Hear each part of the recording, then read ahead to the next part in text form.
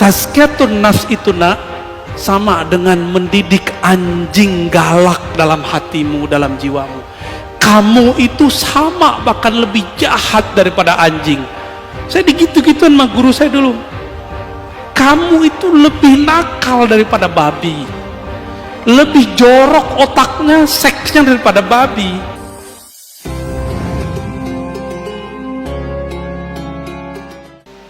Bismillahirrahmanirrahim.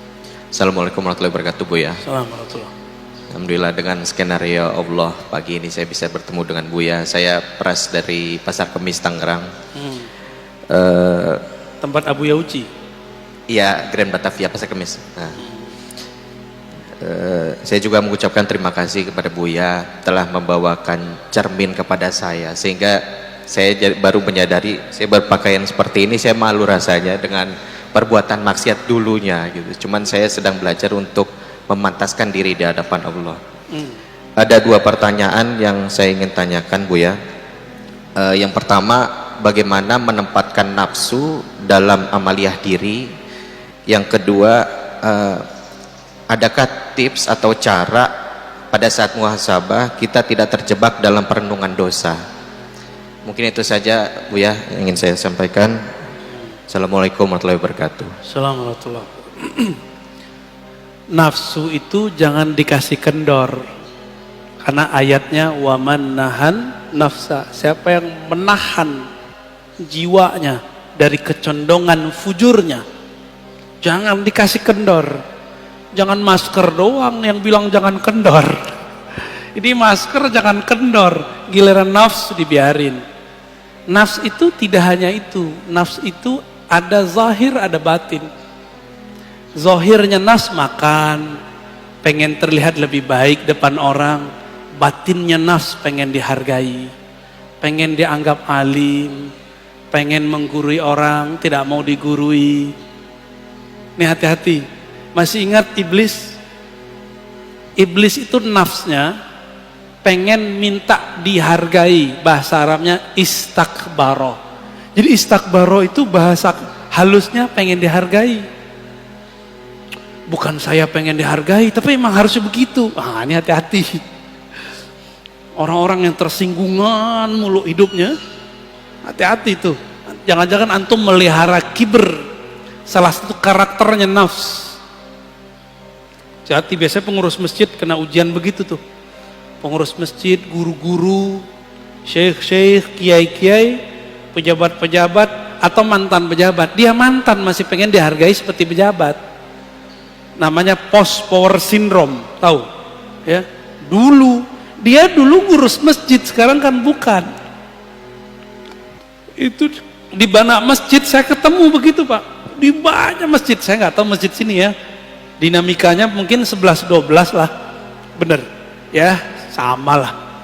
Karena masjid ini tempat nyembah Allah. Setan nggak mau diem, Pak. Dia bikinlah pengurus tengkar sama pengurus. Antum yang tengkar kena udah. Kalau berbeda boleh, tengkar ya nggak boleh.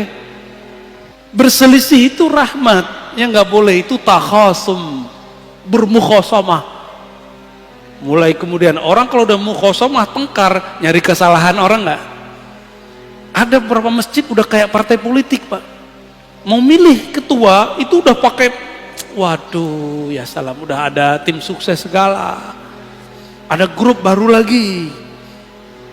Ya salam. Semoga Masjid Nabawi seperti Nur Nabi Sallallahu Alaihi Wasallam, berselisih untuk maju, bukan berselisih untuk bertengkar. Amin. Nafs ini fiha lazzah, hawa nafsu itu ada lezatnya. Ini saya ngomong begini, itu ada nafsunya. Kalau saya menikmati ngata-ngatain orang, maka saya niatkan kalam saya ini ngata-ngatain diri saya sendiri. Pahit loh, Pak, ngatain diri sendiri itu. Enggak enak banget ngata-ngatain diri sendiri itu. Maunya dia mau ngata-ngatain orang mulu. Enggak mau muhasabah diri, maunya menghisap orang mulu. Itu karakter kita, itu karakter nafs itu. Berarti antum sudah bagus tuh pertanyaannya. Saya gitu ya, dengan pakaian begini merasa nggak pantas. Emang nggak pantas, Pak. Cuma meskipun kita bukan orang soleh, kita mau meniru orang soleh walaupun hanya pakaiannya. Semoga dengan meniru pakaiannya nanti akhlaknya pun nempel ke tubuh kita. Kalau akhlaknya sudah nyampe, semoga karakter kolbiahnya juga masuk ke dalam diri kita. Nah ini, jadi gimana caranya? Jangan kasih kendor. Kasih kendor, kasih sanksi. Allah itu memberi sanksi nggak kepada jiwa ketika dia tidak mau mengakui Allah sebagai Rabb? Dikasih sanksi, nggak dikasih makan. Maka antum yang lalai kepada Allah, kasih sanksi, matanya nggak boleh tidur 1 jam, kurangi zikir, baca Quran, sholat.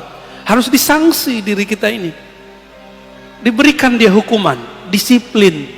Masa orang ada disiplin kerja mencari dunia, tapi dia nggak disiplin kerja untuk akhirat. Orang yang tidak sukses di masa tuanya dunia karena dia masa mudanya tidak disiplin. Sepakat? Benar? Bapak, kenapa saya bisa baca kitab apa saja sekarang? Karena saya disiplin dulu di umur, mulai dari umur 15 tahun saya belajar baca kitab, jadi telat belajar kitabnya. Kawan-kawan mungkin umur 12 sudah mulai hafal Alfiyah, saya belajar itu umur 15.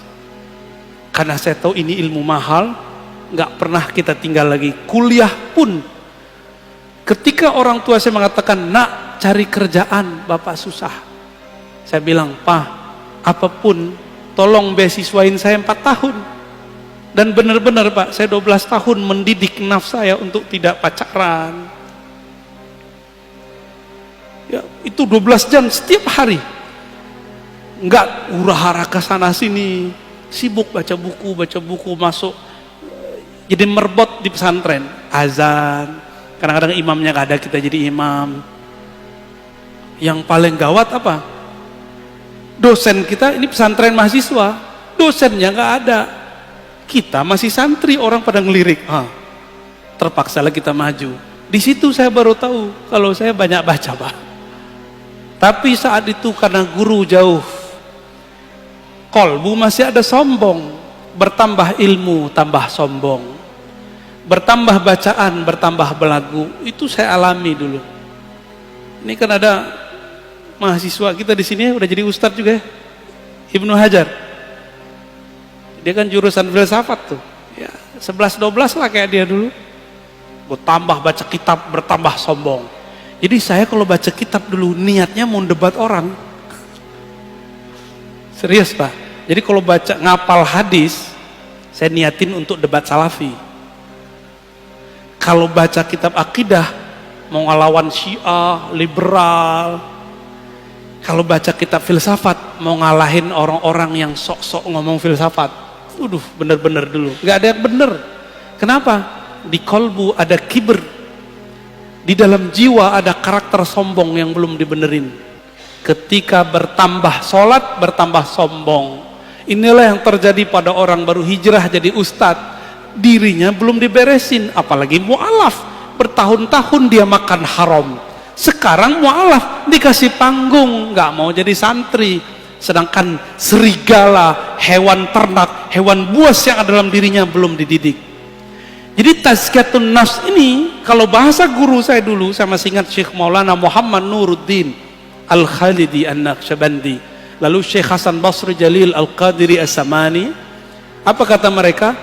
Tazkiyatun nafs itu nak, sama dengan mendidik anjing galak dalam hatimu, dalam jiwamu. Kamu itu sama, bahkan lebih jahat daripada anjing. Saya digitu-gituan sama guru saya dulu. Kamu itu lebih nakal daripada babi. Lebih jorok otaknya, seksnya daripada babi. Lebih sombong daripada monyet. Lebih sombong daripada binatang-binatang buas. Itulah kamu. Lebih nyala daripada anjing. Sekarang jadikan dia kerangkeng dia. Itu yang disebut dengan khalwat. Jadi berkhalwat itu untuk itu Pak. Apa yang lakukan orang khalwat? Puasa, zikir, sholat, kurangin melek, kurangin ngomong, kurangin mikir, banyakin zikir. Tapi harus dengan ilmu, harus dengan syekh mursyid yang alim, alim ilmu nafs. Kalau nggak terhalu, ngaku jadi Tuhan kayak Ahmad Musodek atau ngaku jadi nabi ya. Ahmad Musodek jadi nabi dia. Itu prestasi orang Betawi, Pak. Ada nabi dari orang Betawi satu ya. Lumayan, nabi ke-26. Baik, terjawab ya tentang nafs. Udah. Apa yang kedua tadi?